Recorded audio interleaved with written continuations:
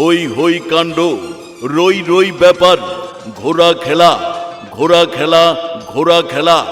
আজ বিকাল 3 ঘটিকার সময় কুমিদপুর বাজার সংলগ্ন মাঠে এক বিশাল আকর্ষণীয় ঘোড়া খেলা। উক্ত ঘোড়া খেলায় প্রধান অতিথি হিসাবে উপস্থিত থাকবেন জনাব মোহাম্মদ আকমল হোসেন, সাবেক চেয়ারম্যান 13 নং বল্লভের খাস ইউনিয়ন।